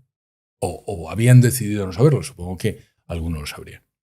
Sí, nosotros, en relación a esto que dice, lo que consideramos desde la bioneuromoción, que no contradice lo que acabas de decir tú, es el hecho de que todas las experiencias o todo lo que sucede, sea malo o bueno, son necesarias, en el sentido de que si están expresándose es porque hay un aprendizaje pendiente, ¿no? Ujú. Para darnos cuenta de que ese no es el camino, dijésemos, mejor, y a la vista está de estas, bueno, que yo cuando estudio estos fenómenos, ¿no? De cómo la humanidad fue capaz de hacer esto, bueno, y actualmente no hace falta ir al pasado, pasan cosas también que dices, pero ¿cómo volvemos a caer en la misma piedra? Volvemos a estar en lo mismo y estamos ciegos, ¿no? Parece. Entonces, un poquito desde nuestra filosofía sí que pensamos que, aunque sea o muy malo o muy bueno, es necesario en el sentido de que hace falta integrar un aprendizaje de esa experiencia, ¿no? Hay que recordar que son los principios. Por cierto, es que las palabras son. La gente utiliza la palabra valores, pero más bien son leyes, o los principios son absolutos y objetivos. Luego se aplican sobre situaciones que son relativas y con motivaciones que son subjetivas. Pero los principios son absolutos y universales. Luego lo que pasa es que lo que son relativas son las situaciones donde tú las puedes aplicar. La demostración, ¿existe una demostración de que esto es así? Sí, pero nos llevaría mucho tiempo. Pero vamos, una de las demostraciones es, por ejemplo, no hay absolutamente ninguna sociedad en la historia de la humanidad que haya tenido todos los contravalores como positivos. Ninguna sociedad ha dicho que mentir, violar, robar, asesinar sea positivo. Ninguna. Y la mayor parte de las... Fíjate que lo que es interesante es que de todas las religiones tienen como tres cosas. Una teología, una moralidad y una liturgia. Eso es lo que hace una religión. Pues curiosamente la moralidad es prácticamente igual en todas. Sí, esto me parece también una evidencia de algo. ¿Me explico? Es un código de conducta, ¿no? No, pero la liturgia es muy distinta. Incluso la teología es muy distinta. Pero la moralidad no. La moralidad es muy parecida, 90 y tantos % en todas las religiones. Pero la moralidad sería para un podcast aparte. Para un podcast entero, sí. No, pero me ha gustado mucho que la diferencia entre que hay una moral absoluta, la distinción está en la interpretación que tú haces acerca de esa, ¿no? Es es la situación. Es como, vamos a decir, la moralidad se parece hasta cierto punto a la medicina. Vamos a decirlo.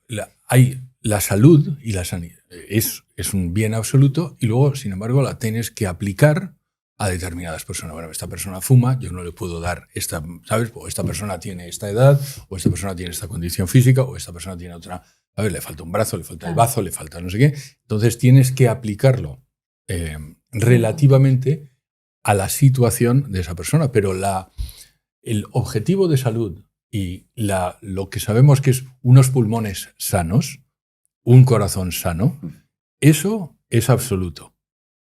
Luego, ¿cómo hago que tu corazón sea sano teniendo en cuenta que te falta un pulmón? O teniendo en cuenta que tu riñón funciona mal. Eso es lo que es situacional. Vale. Equivocarse en que pensar que no hay principios absolutos es un gran error. De hecho, los dos grandes errores son, por un lado, el subjetivismo y por otro lado, si quieres, el cinismo. Es decir, no existe la verdad o bien no existe el error. El subjetivismo es no existe el error. Y si quieres, el cinismo es no existe la verdad. No, existe la verdad y también existe el error. ¿Sabes? El cínico, si quieres, dice no puedes aprender qué es lo que es verdad porque la verdad no se puede aprehender. Eso no es cierto. Y el subjetivista dice no, todas las verdades son buenas. Ujú. Da igual la que creas. No existe el error. Y lo cierto es que existe la verdad y existe el error. Yo creo que ha habido muchas frases llamativas dentro de tu libro. Una es de Roger Penrose, Premio Nobel de Física 2020, que dice, yo diría, vamos a una cuestión filosófica de nuevo, yo diría que el universo tiene un propósito, dice, ¿no? Que no está ahí simplemente por casualidad. Yo si tuviera que preguntarte, José Carlos, ¿cuál podría ser ese propósito de esta creación? A mí esto Ojo, me la pregunta peta la da para cabeza examen. porque pienso, vale, o sea, ¿qué propósito? Que Dios se pudiese experimentar, no lo sé, es decir, ¿para qué, no? Es una pregunta. Hay algo, no quiero contradecir a Penrose porque no soy tan usado, pero lo cierto es que yo creo que eso sí se sale ya de la ciencia, ¿sabes? Y eso es una de las cosas. Hay un capítulo que trata del diseño inteligente, que es una teoría sobre la biología a la que yo le tengo mucho aprecio, pero que yo no propugno, y es precisamente porque ellos lo que propugnan es que la biología tiene una finalidad, ¿vale? Y que la ciencia puede demostrar esa finalidad. Yo creo que desde el punto de vista filosófico sí, pero yo creo que la parte de la ciencia solo se para en esto tiene una causa y un causante. Claro. La finalidad... No te la puede responder la ciencia. No, te da indicios si quieres, pero no es como lo otro que, ¿sabes? Claro, podemos decir, la ciencia te explica cómo funcionan las cosas, pero no por qué. ¿No? Exacto. Así, No es el propósito. El propósito. Te dice, tiene una causa. ¿Cuál es el propósito? Hombre, atisbo, por lo que veo, ¿sabes? Como decía Taylor de Chardin, estaba muy equivocado en otras cosas, pero vamos, es un jesuita. No digo que con los jesuitas sean equivocados, sino que esa persona en específico. Lo que quiero decir es que sí que tiene una finalidad que puedes atisbar, pero yo creo que la ciencia no te define necesariamente. Ahora, ¿cuál es el propósito de la creación? Yo te puedo contestar como cristiano, por favor. Es una manifestación del amor de Dios. Muy bonito. Dios no tenía por qué haber creado nada. No había necesidad de la creación. Y sin embargo, lo hizo. ¿Por qué? Porque te quiso. A ti, y a ti, y a mí, y a esos señores individualmente. A cada uno de nosotros. Y lo único que hace es una si quieres, una manifestación de eso que es un amor como no se puede imaginar, porque como es Dios no se puede imaginar. Y la pregunta que también suele salir es muchas veces, bueno, y de verdad, José Carlos, todo el universo, 200.000, se supone que hay entre 200.000 y 1 billón de galaxias, ¿solo para nosotros? Y la respuesta es, pues probablemente sí. Son las posibilidades. Probablemente sí. ¿Y eso por qué? Pues porque la magnificencia de Dios es así, es un exceso. Y luego hay que recordar que cada uno de los seres humanos, el alma de cualquier ser humano, vale más que todos esos 200.000 millones de galaxias. Yo lo veo así, el materialista probablemente no, pero yo lo veo así. Y ahora, algo que me hizo pensar, esta no es una respuesta mía, pero alguien en una presentación me lo dijo, digo, José Carlos, no, en un podcast. Esto es lo mismo que, si sabéis lo que es el CERN es el acelerador de partículas que hay en... Pues eso tiene, creo que son 37 y 40 kilómetros de diámetro para acelerar partículas subatómicas. Es decir, el ser humano ha creado 40 kilómetros de diámetro para acelerar partículas subatómicas. Dios ha creado el universo para nosotros. Una vez más, hecho esa imagen y semejanza de él. Pero por si acaso, hay otro señor que se llama John Eccles, que es premio Nobel también, y él calcula que si el universo no hubiera sido creado con toda esta masa, con toda esta materia, no hubiera podido sobrevivir los primeros momentos después del Big Bang porque hubiera colapsado. Es decir, es necesaria toda esta materia para crear un sitio como la Tierra. Es decir, para crear un sitio como la Tierra es necesario todo esto. Así que esa es, a mi juicio, la razón es simplemente que quiere. Y Él quiere que sepamos que nos quiere. Igual que tú quieres que tu hijo sepa que le quieres. No se parecen mucho. Para los que somos padres es bastante fácil, porque es una traslación, bastante más sencillo saber qué es lo que quieres de tu hijo, lo mejor para tu hijo. ¿Y qué quieres? ¿Quieres que te quiera? ¿Y qué quieres? Que te lo diga. Y entonces yo me imagino lo que es Dios con seres humanos que ha creado, que no le dicen que le quieren. Yo cada vez que, como hemos hablado antes, yo tengo 7 hijos, tengo 3 en casa, pero cuando los pequeños me vienen y me dicen que me quieren, pues probablemente, tío, me deshago. Pero además de verdad, o sea, quiero decir, me encanta que vengan, me den un beso y papá, te quiero. Y es verdad que yo soy muy cariñoso, y un besucón y tal, y probablemente eso también. Pero eso es lo que quieres. Entonces, ¿qué es lo que quiere Dios? Pues eso. Es que además esta similitud, este paralelismo, ¿no? Esta analogía que acabas de establecer, también es cierto que como padre, los actos que tú le puedes ejercer sobre tu hijo en educación, etc., no siempre es evidente el amor que hay detrás. Y esto quizás lo podemos relacionar, ¿no? con el punto anterior. ¿no? Que, exacto. Mira, además lo voy a decir porque había un sacerdote que me escribió ayer antes de ir, después de escribir el libro, o sea que había leído el libro, y él se llama Quique, y me dice: José Carlos, me ha encantado tu libro, además te vengo siguiendo desde hace años, porque es verdad que el primer podcast, cuando yo vivía en Francia, había salido el primer podcast y no sé qué. Y me dice, cuando respondes sobre por qué Dios no contesta positivamente a nuestras demandas, que es lo que tú estás apuntando, me dice, él da 3 respuestas, yo voy a añadir una cuarta. Cuando tú le pides algo a Dios, las posibilidades son las siguientes. Primero, no te lo voy a dar porque no es bueno para ti. Como las chuches. No te lo voy a dar porque no es bueno para ti. Segundo, sí te lo voy a dar y te lo voy a dar ahora. Y hay que recordar que si no se lo pides, no te lo da. Lo digo para todos aquellos que no pedís lo suficiente. Yo pido todo. Todo. Él dijo, pedir y se os dará. No dijo, se os dará si no pedís. Claro. Dijo, pedir y se os dará. Entonces, lo segundo es, sí, te lo doy y te lo doy ahora. Lo tercero es, sí te lo doy, pero no ahora. Y lo cuarto es, no te lo doy, pero tengo algo mejor para ti. Y esas son las respuestas que te puedo dar. Exactamente como tú haces con tu hijo. Claro. ¿Cómo se llama tu hijo? Biel y Max. Pues nuestros hijos. Biel y Max. Exactamente. Max, no, porque te da caries. Sí, un poquito más tarde. Sí, ahora. ¿Sabes qué? No esto. Tengo esto otro que es todavía mejor. Y eso es mi experiencia también vital, y con la ventaja de que tengo un poco más de años que otros. Eso es exactamente así. Sí. Ha habido cosas que yo he deseado profundamente. Dios mío, por favor, esto tiene...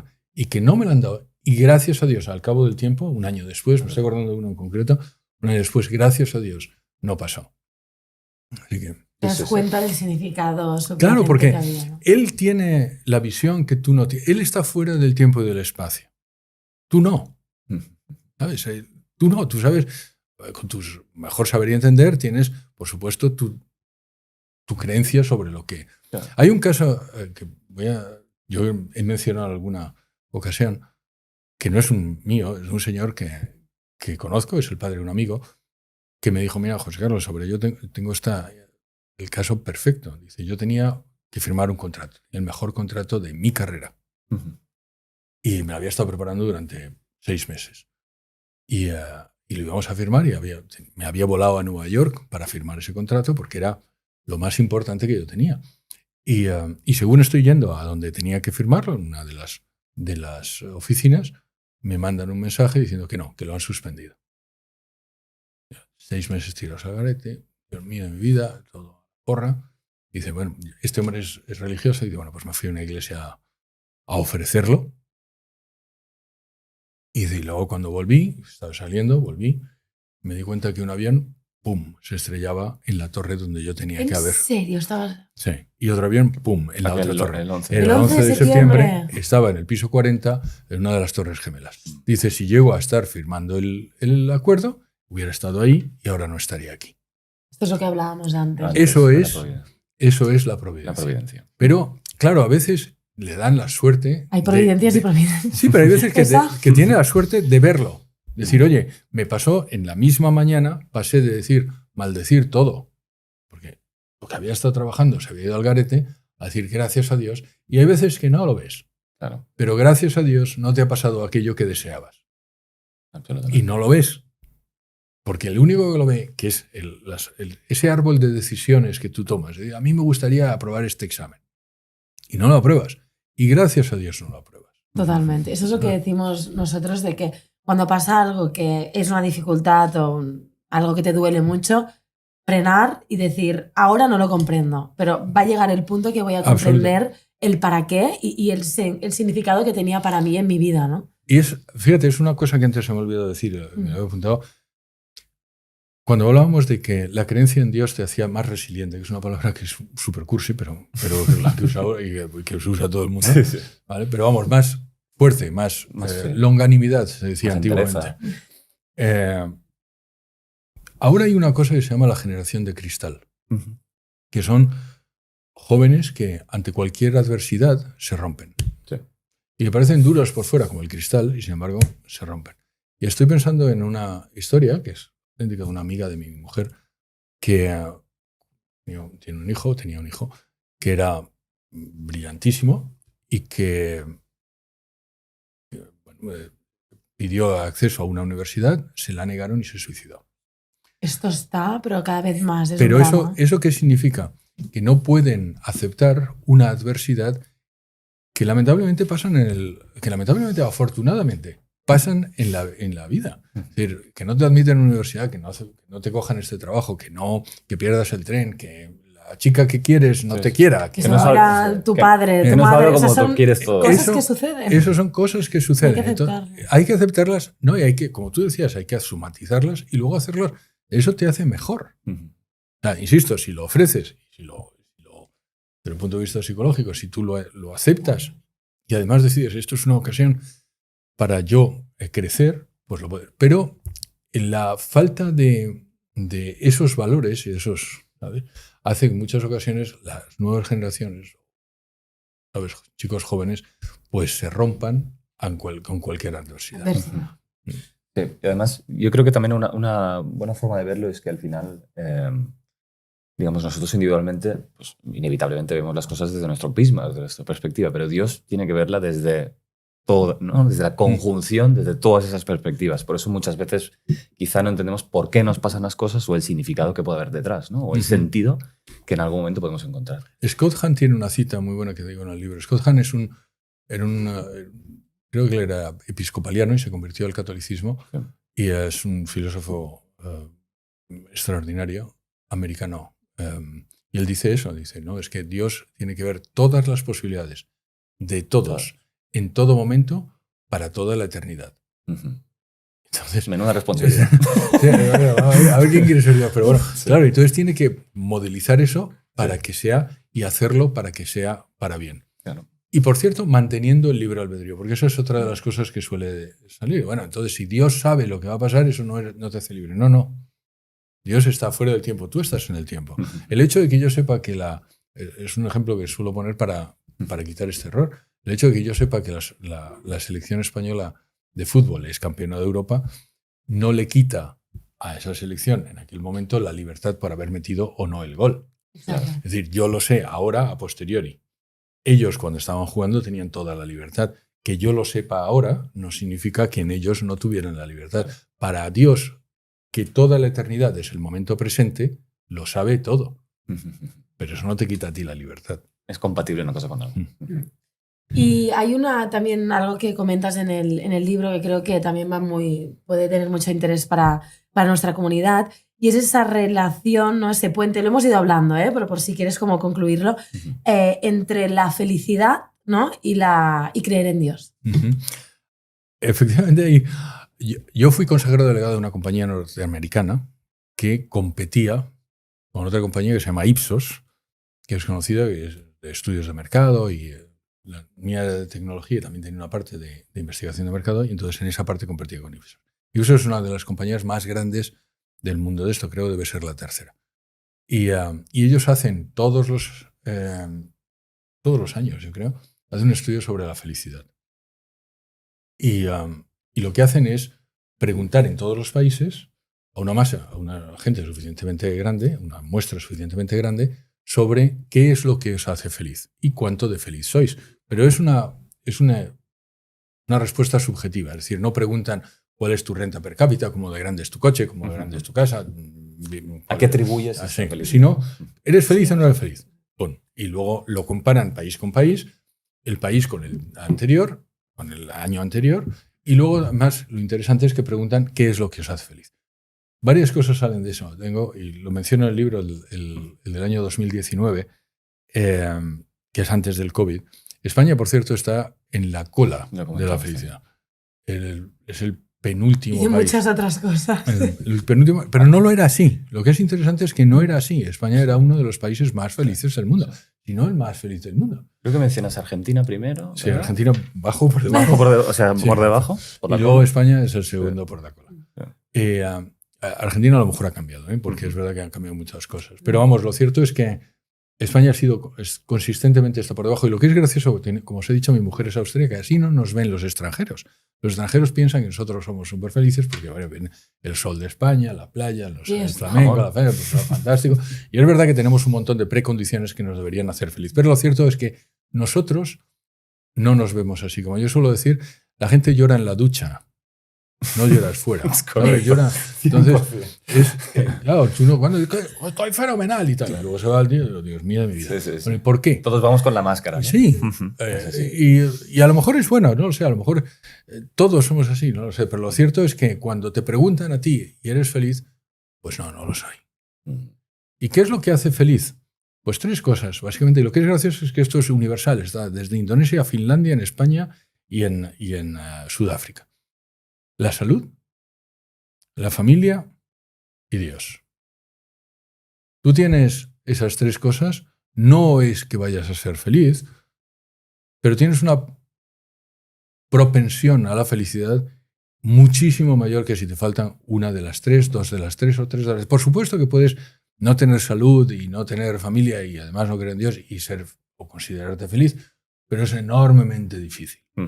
Es enormemente difícil. Con lo cual suelo decir a los ateos que, si no por otras razones, porque es verdad, aunque solo sea por forma pragmática, deberían creer en Dios porque es una de las precondiciones para llegar a la felicidad. Y cuando digo felicidad no me refiero a estar alegre.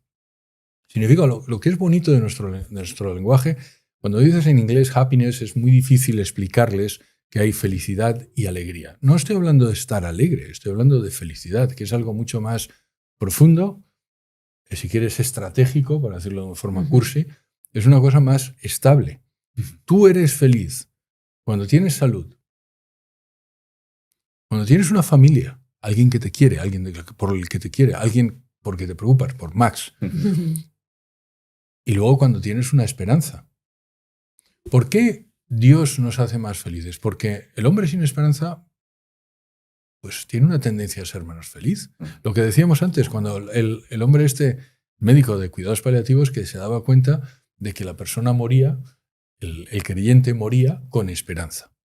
Entonces el ateo dirá, bueno, pues es una esperanza ficticia, eso es un error. Eso lo dirá usted. La esperanza es perfectamente real, pero es que además me sirve. Y es curioso porque el ateo decide, y en eso están de acuerdo, decide que eso sí me hace feliz, pero decido no serlo. Una vez más, usted ha decidido ser infeliz. Es su responsabilidad. A mí me gustaría que no lo fuera, pero si tú decides ser infeliz y no creer en Dios, ¿y por qué también? Porque ahora yo estoy hablando ya no solo de la creencia en Dios, sino de la práctica religiosa.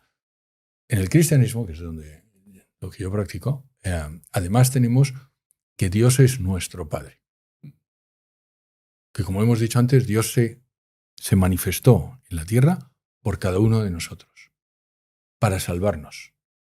Que se hizo como nosotros y vivió nada menos que crucificado por quitarnos los pecados, que eso es algo único de la religión cristiana que ninguna otra tiene. Es decir, para llevarnos al cielo. ¿Cómo no te va a dar esperanza saber que estoy aquí porque alguien me quiere con la esperanza de estar todo el resto de mi existencia con él?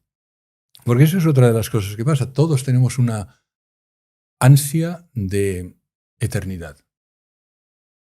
Yo no, ¿eh?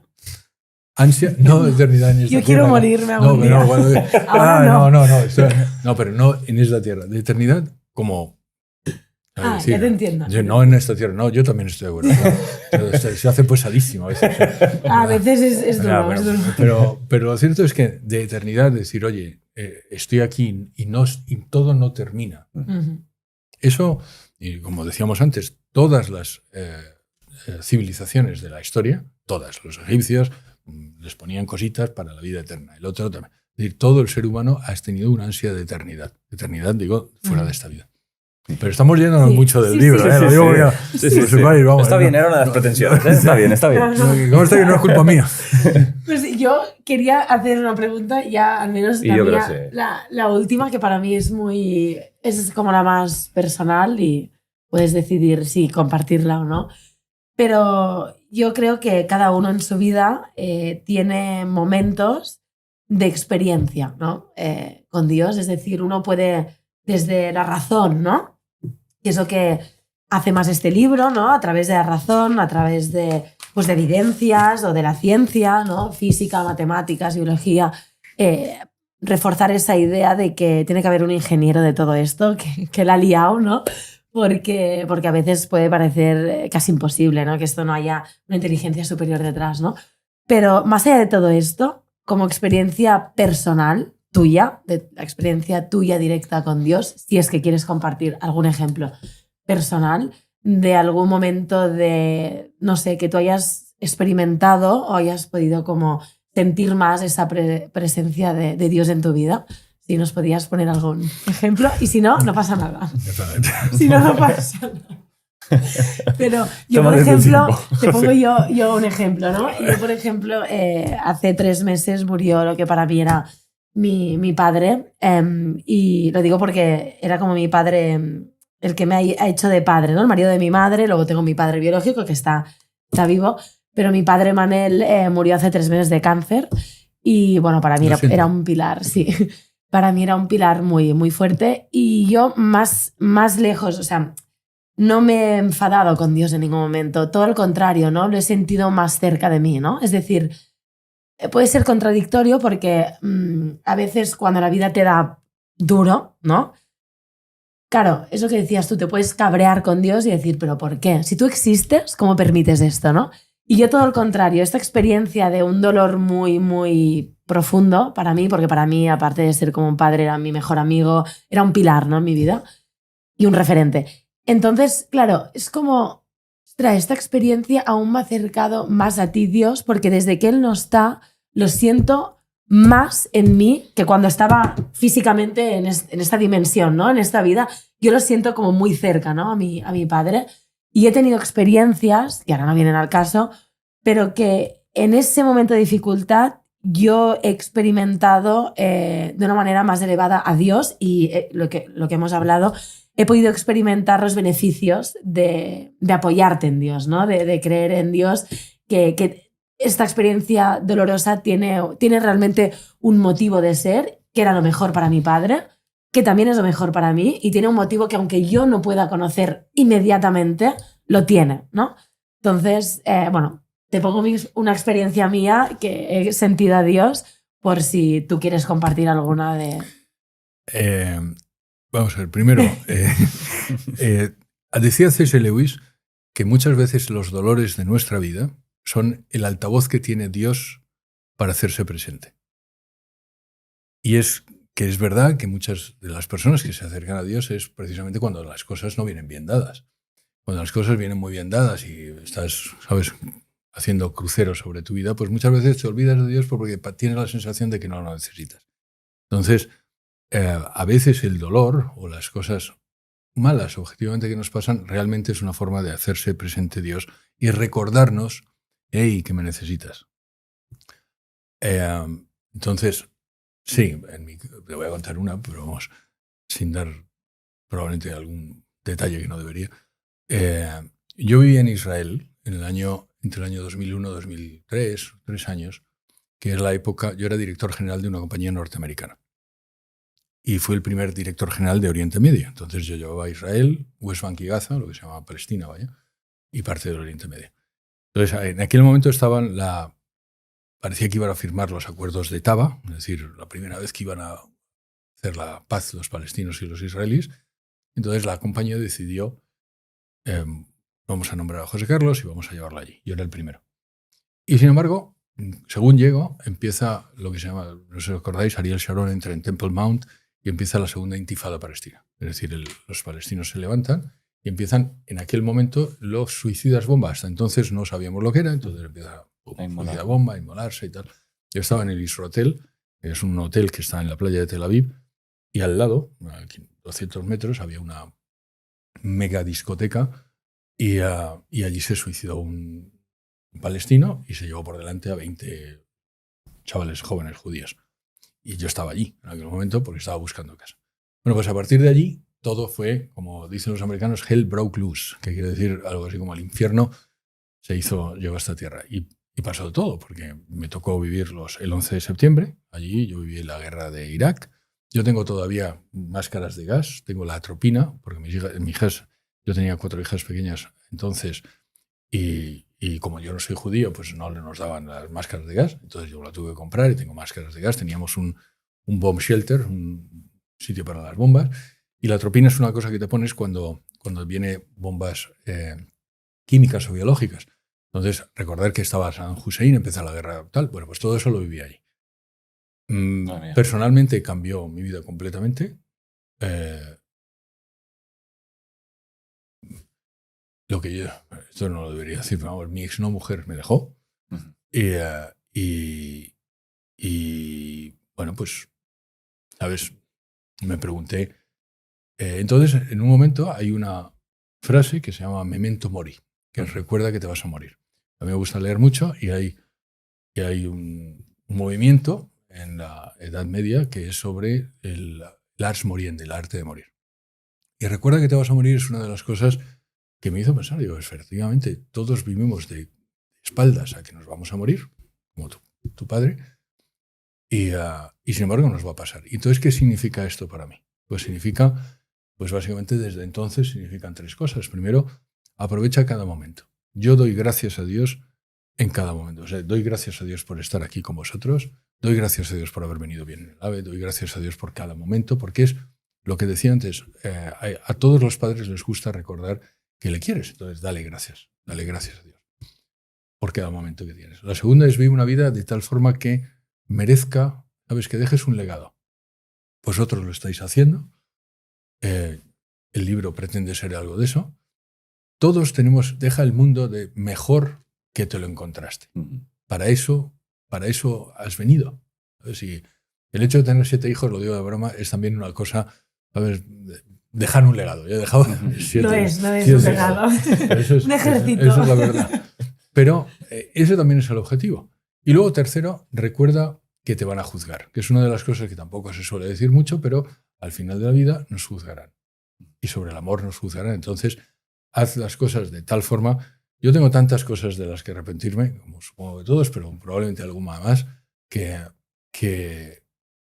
bueno, pues tengo que compensar, ¿sabes? De tal forma que en aquel momento, cuando me empiezan a sacar los colores, pues alguien digo, no, pues oye, hizo esto bien, tío, pues aquel podcast con David y Sara, ¿sabes? Me ayudó. Entonces, haz cosas que recuerda que te van a juzgar. Y eso efectivamente cambió mi vida.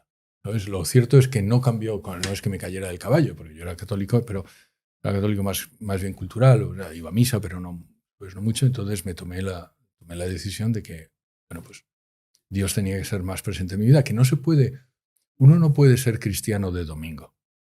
¿Sabes? Uno no es como esta chaqueta me la pongo, esta corbata que me la pongo, no, es una cosa que te acompaña. Entonces, en cada momento de mi vida, pues oye, vas dando testimonio. Yo cuando entro en el AVE viniendo para acá, me santiguo ofreciendo el viaje. Yo antes, cuando el 70% de mi tiempo era en aviones. Cuando yo era consejero de una compañía, pues iba de África a Australia, no sé dónde, a Estados Unidos. Entonces, cada vez que cogía el avión, pues bendecía. Y siempre me hacía mucha gracia porque, ¿sabes? Cuando no iba en el jet, sino en el avión, ¿sabes? Bendices y un tío 2 filas por detrás también. O sea, sí, digo, por si acaso este tío sabe algo que yo no sé, ¿sabes? Me voy a asegurar. ¿Sabes? Pero qué gracioso. Y lo mismo cuando voy a un restaurante, pues yo bendigo la mesa. Yo bendigo la mesa en mi casa con mis hijos y bendigo la mesa en el restaurante. ¿Por qué? Pues porque es el momento también, entonces, da ese testimonio. Y eso es lo que decidí. Decidí que no iba a ser un cristiano amilanado, sino que, oye, lo mejor que me ha podido pasar en la vida, lo mejor que me ha podido pasar en mi vida, aparte de mi mujer, es tener esta fe. Entonces, pues a mí me gustaría que la gente lo tuviera. Entonces, es una de las razones por las que he escrito el libro.